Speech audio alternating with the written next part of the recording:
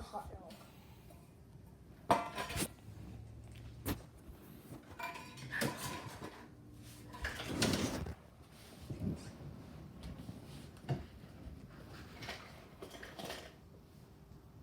Do you want a hamburger? Yeah, hot dogs and hamburgers go good together.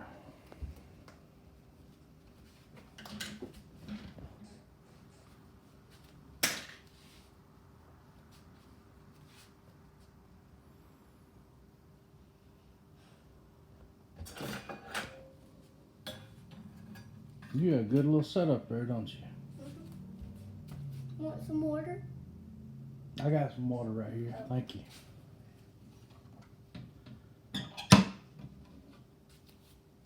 You got two microwaves. You are a chef. You got a microwave that's on your stove, and then you got a blue microwave sitting up on top. I got two microwaves. Yeah, did you see them? Yeah, I got the other microwave, my other microwave, because so someone can buy it. The blue one is for someone. No, you might need it if you're cooking. That way, if you're cooking, you can hurry up and cook two things at the same time, and people don't have to wait on you. That's a good chef, like a good kitchen. If you go to a restaurant, a good kitchen, No, they got two stoves. If it's a good guy, I let him have. Stand right there, right here. Whoop, stop. Come here this way a little bit. Right there. Stop. Now talk. If a good guy's needs if a good guy doesn't have a microwave, I let them borrow it, and then if they're good, I let them they give it back, and so if they're good, I let them have it.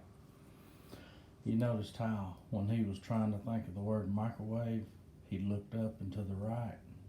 Look up and to the right to the end. No, keep your head looking at me, but make your eyeballs go up that way. Like that. He looked up and to the right. If you rewind the video and go back to when he's trying to think of the word microwave, he looked up and to the right. He's trying to pull his memory. He's using the memory side of his brain. That's how people supposedly, it's not a science and it's not a guaranteed form, but that's how police officers used to teach 20 years ago, that if somebody looked up and to the right, they were telling the truth because they were trying to use their memory. It's an unconscious movement. But if they look to the left, that means they're lying. They're trying to pull from their artistic side of the brain to try to be creative, to try to tell a lie. Now keep your head looking at me and look, you move your eyeballs over that way. This way, there you go. Like if somebody looks that way up and to the left, and the easy way to remember it is L for lying, left, lying, right, remembering.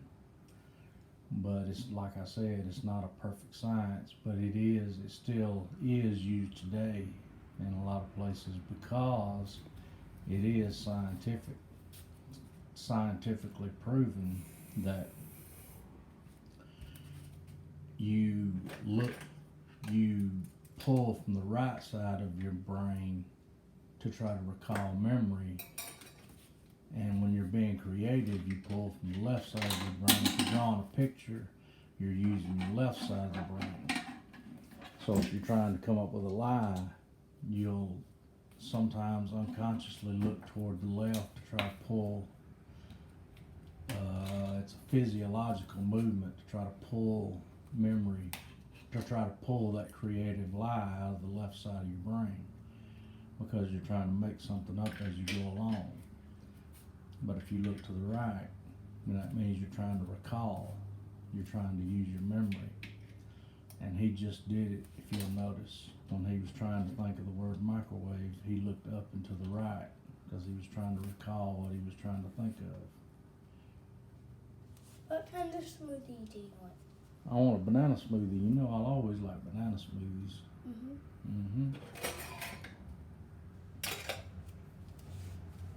There's a lot of ticks, like I found a tick on somebody, and when I say tick, I don't mean the bug, I mean tick like as in a tail, something that gives something away.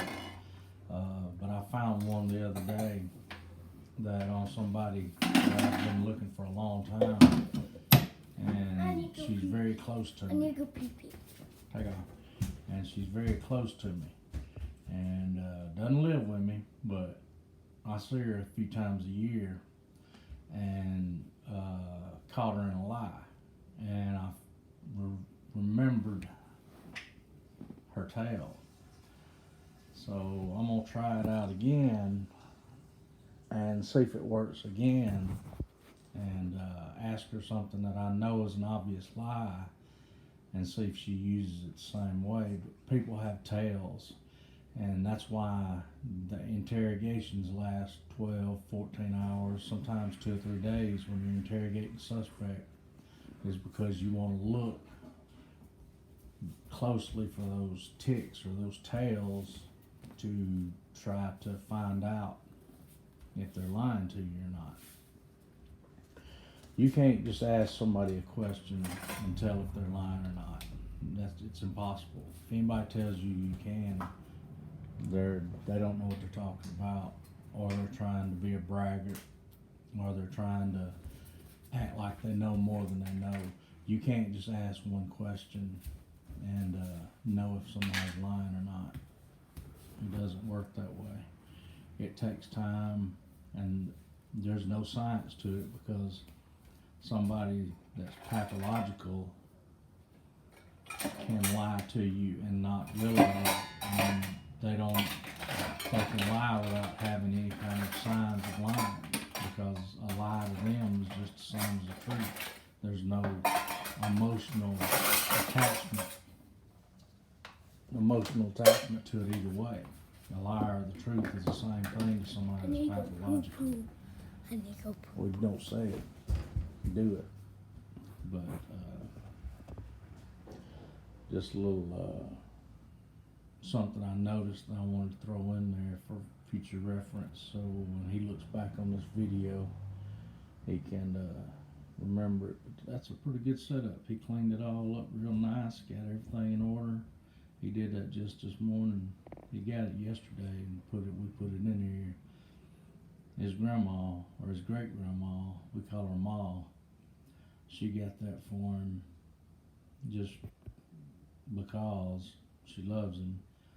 And she got that for him, and it's something that he's probably going to spend a lot of time at, because he really, really, really likes stuff like that.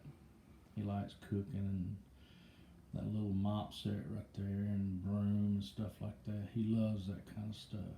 I don't know why, he always has. Ever since before he was really consciously knew what it was, he would play with stuff like that.